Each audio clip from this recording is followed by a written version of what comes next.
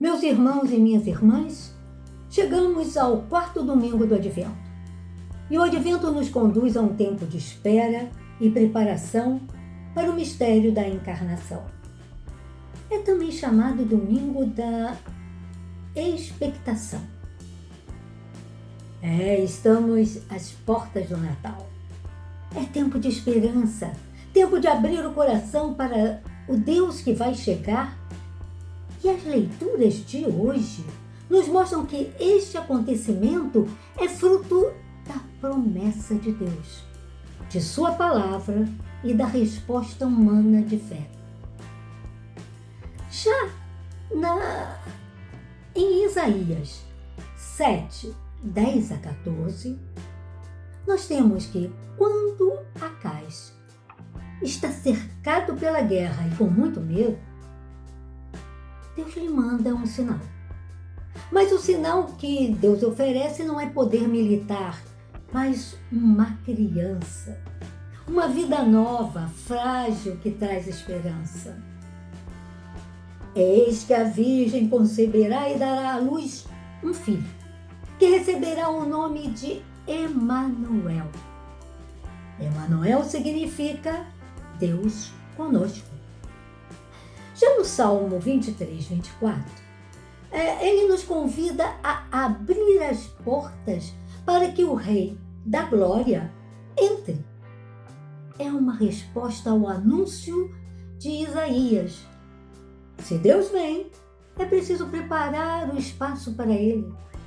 Então, o Advento é tempo de purificação interior, de abrir o coração para que Cristo encontre morada. Bem, então chegamos na segunda leitura, Romanos 1, de 1 a 7. Paulo nos lembra que o Evangelho é promessa cumprida em Cristo e é para todos os amados de Deus. Todos são chamados à santidade. Por fim, chegamos ao Evangelho de Mateus 1, 18 a 24. José, ao saber da gravidez de Maria, poderia tê-lo exposto, denunciado, e não fez. Ele se abriu ao anjo, que se manifestou em sonhos, E confiou. Ele confia, protege Maria e acompanha. José é justo, porque defende a vida de uma mulher e nos ensina que fé é acolhimento, não condenação. Agora vamos pensar sobre o que essas passagens dizem para nós. Na primeira delas, o que Deus responde ao pedido de Acais? Ele diz que uma virgem conceberá e terá um filho, cujo nome é Emanuel, não é isso? A promessa de Deus está em seu filho, e este virá de uma mulher. Interessante aqui pensarmos que é no corpo de uma mulher, no ventre de Maria, que Deus escolhe habitar. Isso nos indica que a dignidade das mulheres é parte essencial no plano da salvação. Sem Maria, não há Natal. Sem as mulheres, haveria igreja. Bem, quando o salmista nos convida a abrir as portas para que entre o Rei da Glória e que é preciso preparar um espaço para ele, nós dizemos assim: levantai vossas portas para que entre o Rei da Glória. A meu ver, é impossível não pensar nas muitas portas que continuam fechadas ao Rei, que continuam fechadas a Deus.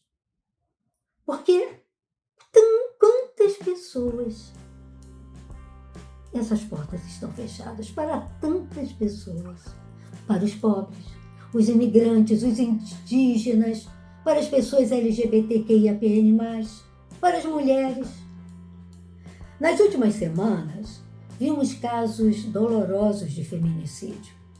Em Recife, Isabelle Gomes de Macedo, de 40 anos, foi morta junto com seus 4 filhos após o companheiro atear fogo na casa. Cada feminicídio é uma porta fechada para o Deus da vida. Cada mulher assassinada é um grito que nos lembra que ainda não abrimos espaço para Emanuel. Ao chegarmos na segunda leitura, Paulo nos lembra que o Evangelho é para todos os amados de Deus. Todos são chamados à santidade. Então podemos pensar nas mulheres, nos pobres, nos imigrantes, nas pessoas LGBTQIAPN+. E aí precisamos pensar em Alice Alves, uma mulher trans de Belo Horizonte que foi brutalmente espancada até a morte por transfobia. Cada vez que o ódio vence, é uma porta fechada para o Deus da vida. Por fim, o Evangelho de Marcos, ou aliás, Mateus 1:18-24. Como vimos, José poderia ter seguido a lei e exposto Maria, mas ele escolhe ouvir ao anjo e proteger Maria. Ele acolhe, confia e acompanha. Agora vamos olhar para Maria. Perceber que no centro dessa história, dessa cena, está Maria. É no corpo dessa mulher que Deus se faz carne. É na coragem dessa jovem que teve que enfrentar os olhares e palavras de condenação, de desprezo, que poderia até ter sido apedrejada, que a promessa se cumpre.